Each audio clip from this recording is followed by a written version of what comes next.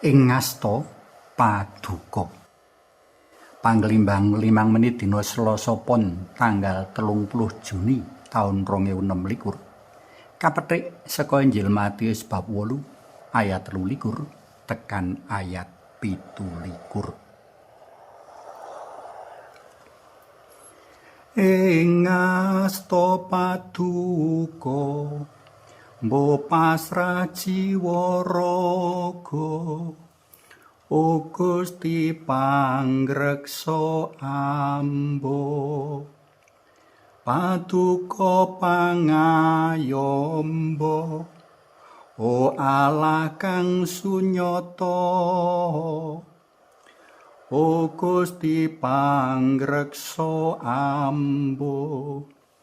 Minulya Allah Rama lan Putra sarta Allah yang Roh Suci.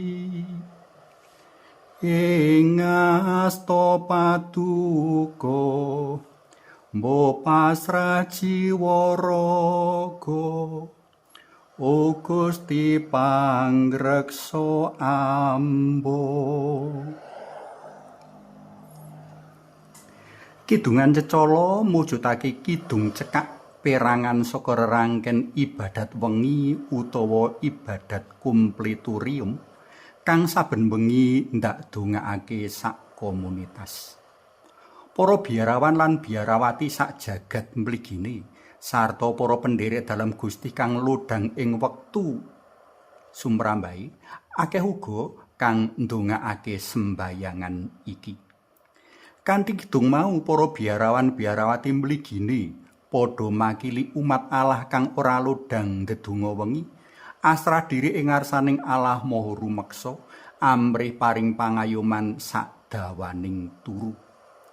Para biarawan-biarawati sarta pasaman suci sumrambahi yakin menawa praharaning urip kang tumempuh ing praune para murid ing waosan dina iki uga bisa dumadi mring para biarawan-biarawati sarta umat Allah rikala padha ngaso ing wayah wengi alias turu.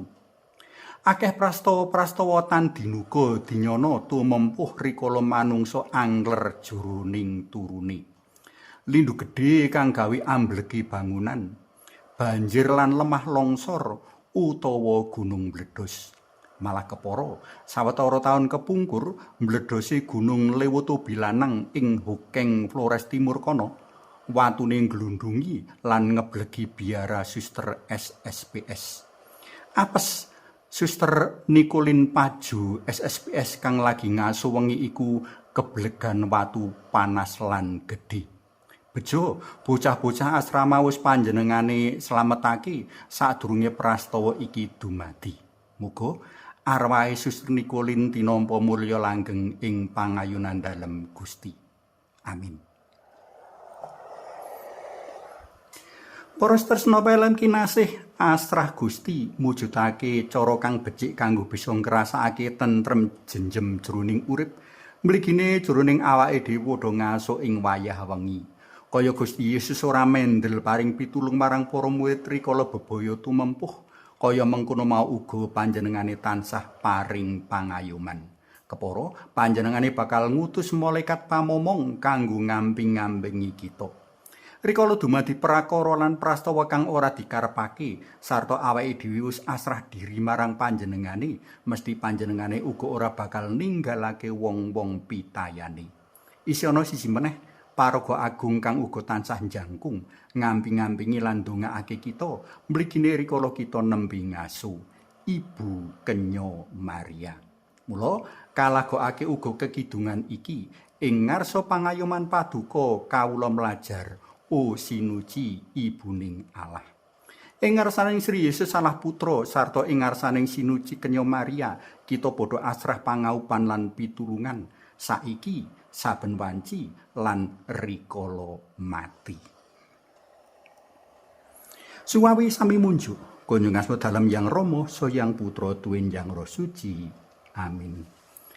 Ing asta paduka Mbo pasrah jiwa raga, O Gusti pangreksa ambo. Mugi nurna Yang Rama Yang Putra Tuwin Yang Roh Suci kados mula buka sakmenika sarta sak lami-laminipun. Amin. Kunjung asma dalem Yang Rama saha Yang Putra Tuwin Yang Roh Suci. Amin.